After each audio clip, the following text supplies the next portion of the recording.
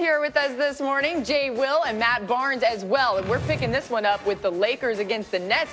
Lots of celebrities in the building. I think Jay Will was there, and so was Matt, and so was Bill Clinton and Michael Strahan. Anyway, LeBron doing celebrity-type things right here, Jay.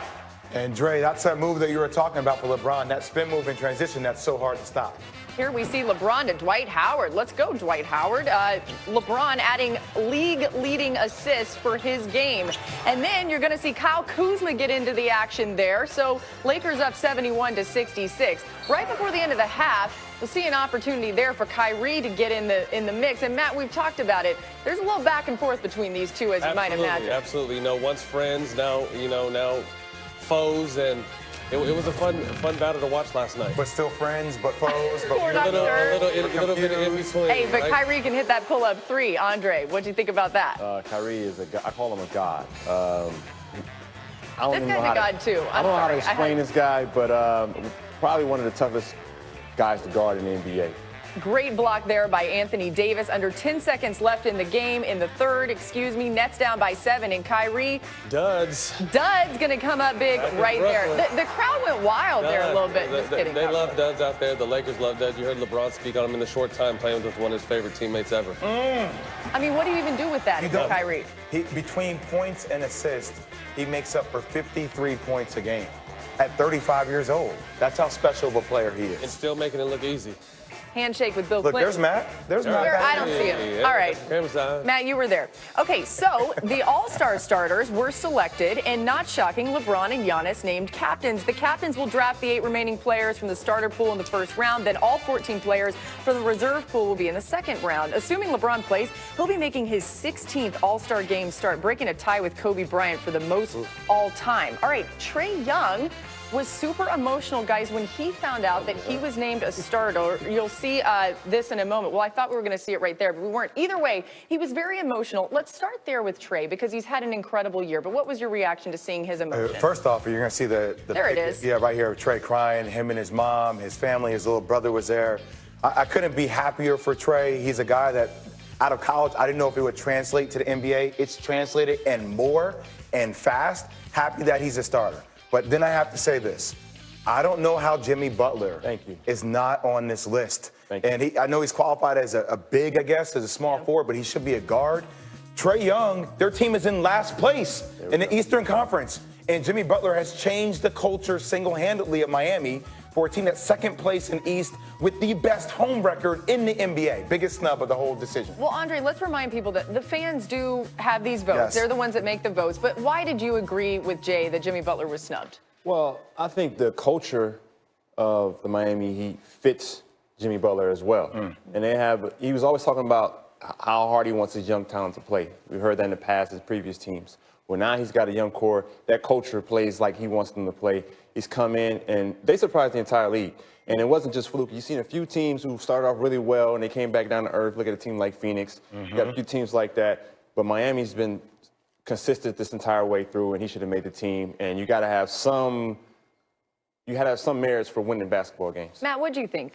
Taking nothing away from Trae Young. Right. Congratulations. He's an exciting young player. But Jimmy definitely deserves that. It's a tough situation. You want fans to feel like they're part of the game. This younger generation loves what Trae is doing out there. You know, Jimmy's a hard-nosed, blue-collar superstar. Trae is a flashy, young, up-and-coming talent, maybe Steph 2.0, and that's what people want to see. So, like I said, it's kind of a flawed system. You want the fans to be a part of it. Congratulations to Trae, but Jimmy should definitely be. But we saw that when we were young, too, when Penny Hardaway made a lot of All-Star teams because of what he did. He got a couple injuries, and he just kept making All-Star teams. Same with Grant Hill a little bit, too. So you got to give the fans what they want at the same time. And I know LeBron is a captain. He just beat out Luka, but Right. what does that say about Luka Doncic? Amazing. Like, he is on his way. He is ascending at 20 years old, that he just missed the verge of being the captain of the team. Special. Passing of the Popularity. torch. Popularity, too. Popularity, That too. helps. It is a popularity vote. Andre Iguodala, thank you so much for joining us here today. It's been so much fun having you here. On that popularity really good. We'll get to there. it. Hey, First Take is coming up next on ESPN. Get right after PTI. Let's get back to the NBA, and we've got Matt Barnes and Jay Will here. LeBron James and the Lakers taking on the Nets, led by Kyrie Irving. Bill Clinton, Michael Strahan sitting courtside. You'll see that in a moment. I don't know where Jay Will and Matt Barnes are in the highlight. Hey, I was right next to him. Where were you guys? You see my red shoes right there? I was sitting right next to Bill. LeBron getting going early, Jay Will. LeBron with another triple-double. His vision overall, he accounts for 53 points per game between assists and points. You see him there getting it going to Kuzma in the corner. Lakers up 71-66. Now, right before the end of the half, Lakers leading here, and LeBron goes up for the layup, but Matt, he's fouled by Kyrie.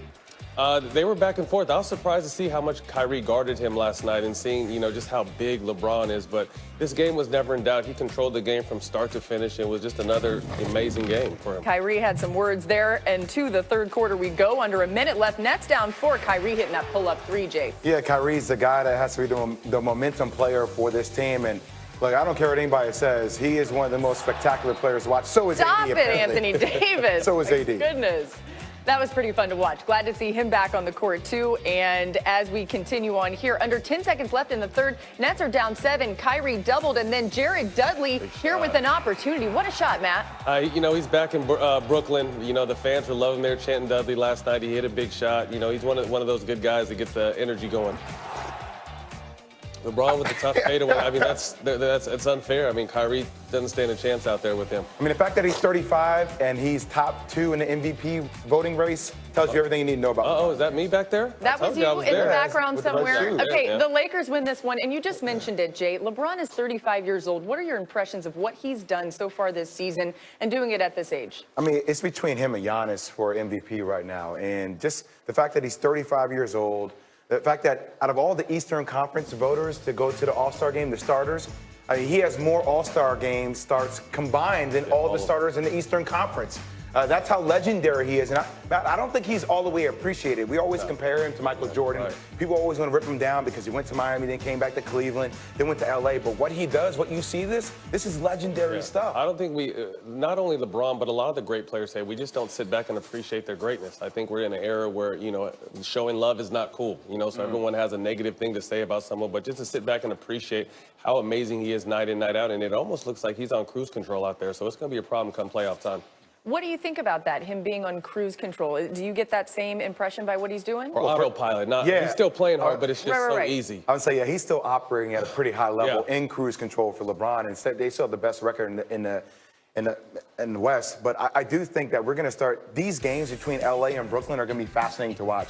Number one, between the relationship between Kyrie and LeBron, right? Like, they were friends, then they kind of became weird. Now they're kind of friends again, but there's still that underlying competitiveness. And then when you bring KD back into the equation with LeBron and AD, this battle between East, West, I mean, it's going to bring back like those Tupac Biggie kind of situations, right? It's feels fun. like that. It's going to be fun. The energy in Barclays last night was amazing, and, it's only a matter of time.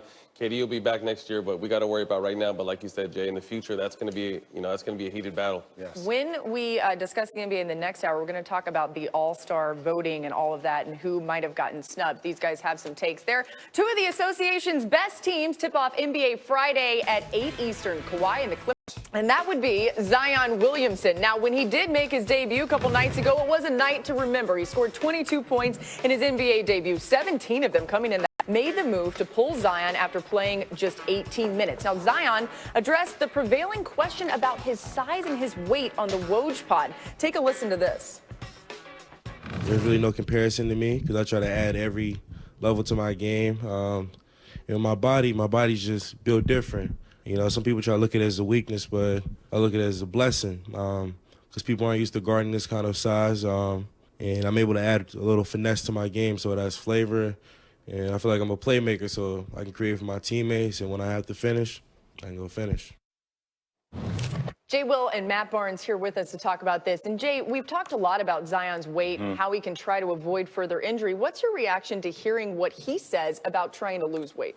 Well, I mean, obviously he's going to try to lose weight. The question is, where do you lose weight from? And according to the team, he has 8% body fat. Now, I know a lot of people probably want to debate that, and that's fine. But seeing him up and close in person, it's one thing to see him on TV. See him in person, it's different. You can tell that is all chiseled muscle. And it does make him a point center in today's game. Does he need to lose some pounds? Yes. But I don't think we need to talk about him losing 20 pounds or anything like that. I think it's just he's confident in his weight. He's confident, and that's the most important thing. He understands his body. He's had this type of body his whole life. So he's just learning how to maneuver now. He's still 19, young kid. I think he's going to lose a handful of pounds just over the push of the season now that he's back playing day-to-day practices, traveling, playing in games. But overall, if he can control his weight, like I said, I think we're nitpicking things here and there. I want to just give him a chance to let him get out there and play. He is not Charles Barkley. Right, Charles came on this show and he said when he first got in the league, Moses Malone said to him, "You are fat," and that changed. Yeah. That's not what he is. Right. He's big, and there's an enormous difference. And he is not going to learn to jump and land differently, and he is not going to have a different body type than the one that he has. He's going to be Zion.